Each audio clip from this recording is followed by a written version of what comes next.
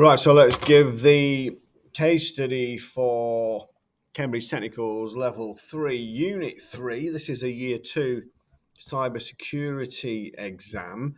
Let's give it a once over. So what we've got here then is the case study. Now, if you are doing this exam on the 26th of May, you should already have had a copy of this given to you.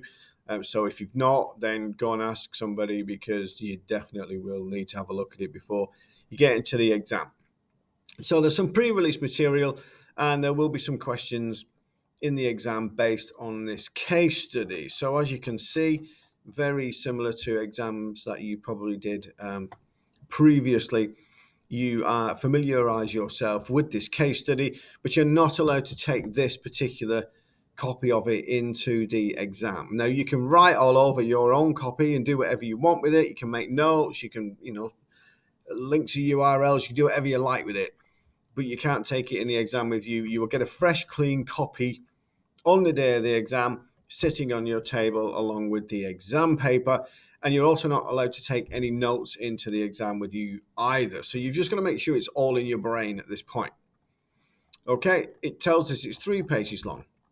But really, the actual case study is only a page, and then there's a few bullet points similar to Unit 2 that we have to think about at the bottom. So it tells us it's about this company called Nuts and Bolts, and they're a startup company. They supply custom-made nuts and bolts to customers. Okay, that bit's really kind of not that interesting or all that relevant. The bit that's interesting is the cybersecurity element of the way they do things. So we're told that this company has a small IT infrastructure. It includes a website, a server which stores their customer management system. Now, you should have done something about customer management systems in a previous unit, for Unit 1, Unit 2. So if you're not familiar with what customer management systems are, you might want to just go and have a quick look at what kind of things are stored on those servers.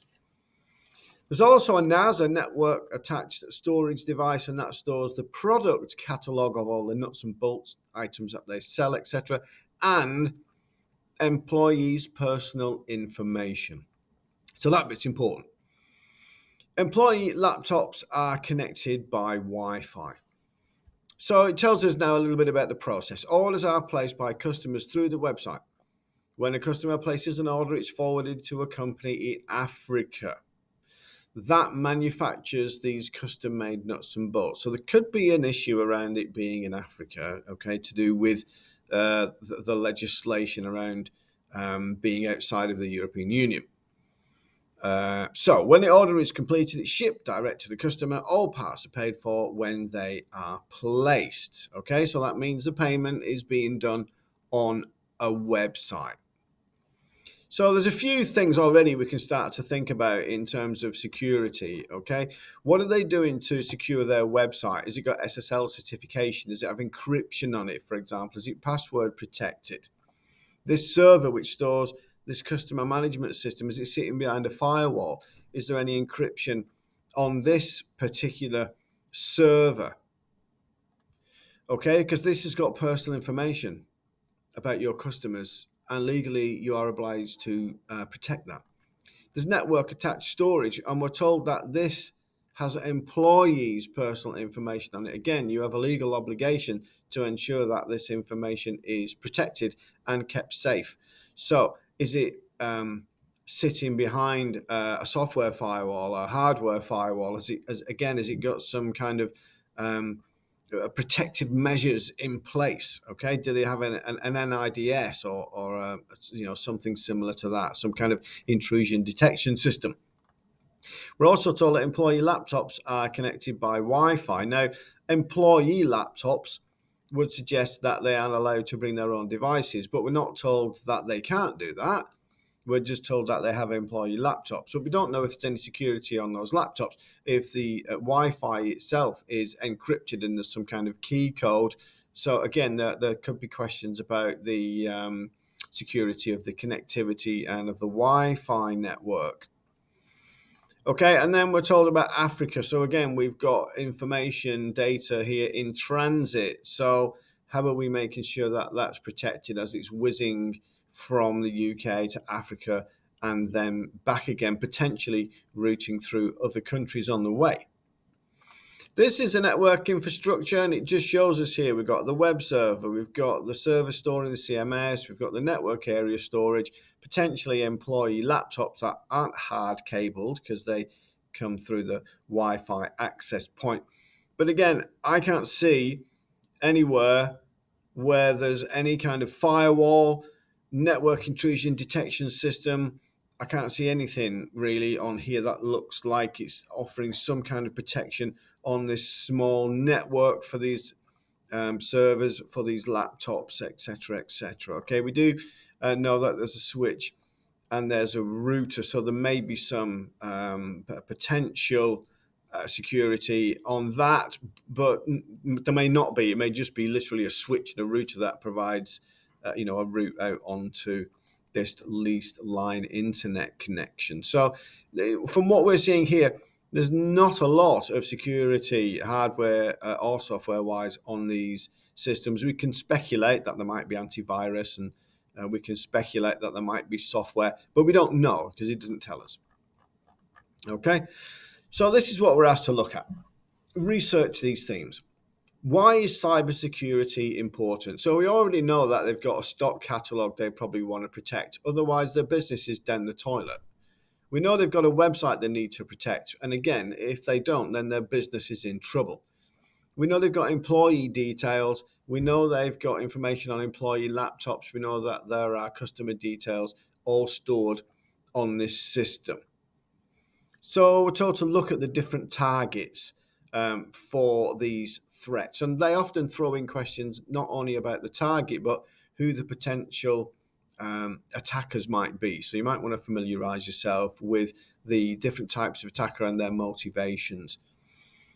They're asking us to look at the effectiveness of testing and monitoring measures. Okay, so how can you test and audit the security on your system, and how can you monitor that system using something like an IDS or a next generation firewall?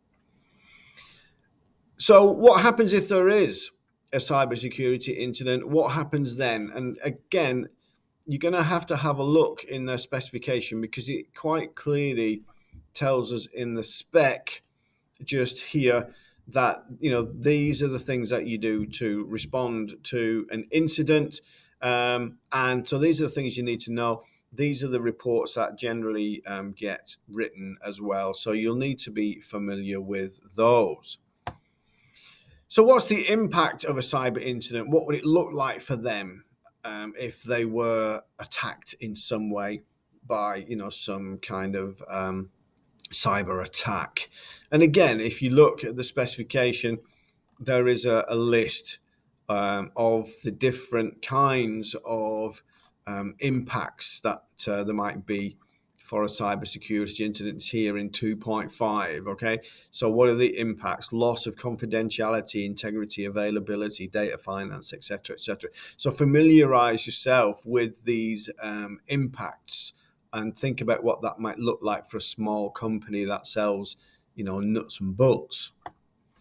And what are the legal obligations regarding the protection of personal information? Okay, so they're looking now for your familiarity with the laws surrounding what you can and can't do in terms of the storage, for how long you can keep the data, what it looks like in terms of, the locale. Can you store things, for example, in Africa? And what does that look like in terms of the law? Okay, so they're looking for your understanding of the various UK laws and who they affect and what they cover and what that looks like specifically for this small nuts and bolts company. All right, so what I would suggest you do is grab yourself a highlighter or save this. If you just open it in Word, you'll be able to save it as a Word document and use the comment feature. Go through, highlight all the bits within the case study that look like they might somehow relate to the topics and the themes in the actual specification, and then start to think about what that might look like and how you could possibly formulate an answer. And I would maybe go back and have a look if you can get your hands on a couple of years ago there was a very similar case study to this one about a government research organization. So it might be worth going back to have a look at that case study, because it does look like a very similar case study with that network diagram and so on. So it might be worth looking at the questions that came up on that and looking at the moderators' comments for that to see the kind of responses and answers to questions that they were expecting.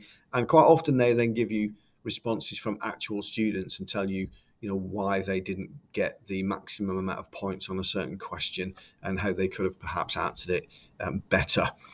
So that's the case study. If you are undergoing your exam, then obviously good luck with that, and hopefully you'll be okay. It's not the longest exam in the world, so prepare yourself well, revise well, drink plenty of water, have a banana on the day. Everything's going to be good.